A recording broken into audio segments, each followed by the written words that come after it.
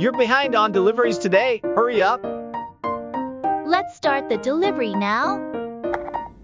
Shall we cut the green onions?